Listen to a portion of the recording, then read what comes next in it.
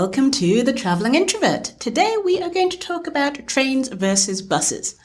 Specifically right now we're going to talk about buses and trains in the United States. Myself and a friend were going to take the exact same trip but 5 days apart. And I was like, I'm coming by train, make sure, I get picked up at the train station. And they were like, I didn't even think about train, because their go-to was to catch the bus.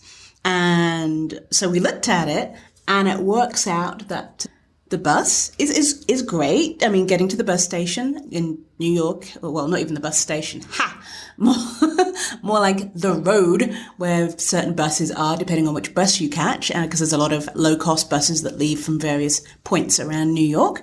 You get on the bus, and the bus journey takes 4.5 hours. And for me, I have to get the train, and where I'm staying in New York, it's a straight shot on the 2 or the D. Well, the D not so much, but a straight shot on the 2 down to Penn Station. And from Penn Station, I just get on my little train where there is Wi-Fi and plug points and a seat. On the bus, there is also Wi-Fi and plug points, so that is not a differentiating factor. But for me, what is a differentiating factor is the amount of space, personal space that you get. So buses are great, but when someone's sitting next to you, and they're sitting next to you, almost on top of you and kind of touching you, and you feel weird getting food out or going to the bathroom. Do you leave your stuff? Do you take your stuff with you? What do you do? So there is that. With the train, it is a little bit quicker. It's 30 minutes quicker to where we're going. And yes, you're sitting next to someone, but you're not quite as close. There's a lot of legroom. It doesn't matter if you're in economy or in business. And you put your luggage, that's possibly a bit of a thing, because on a bus, it just goes underneath and you're good to go.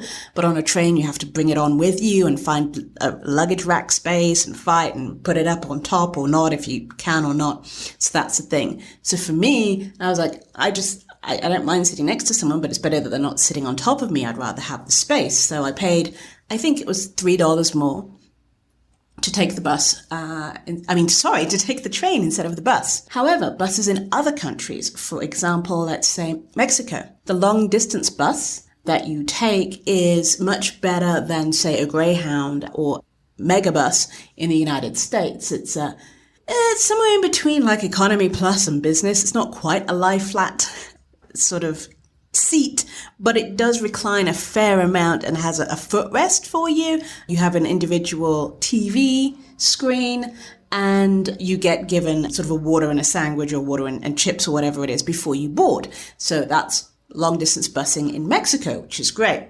In Korea, South Korea, the bus that takes you from the airport to downtown, because it's quite a trip, is quite luxurious, and the seats are wide, almost sort of business class plane wide, and you get drinks, and there's plug points and Wi-Fi, but the quality of the interior is like leather seating and very like nice.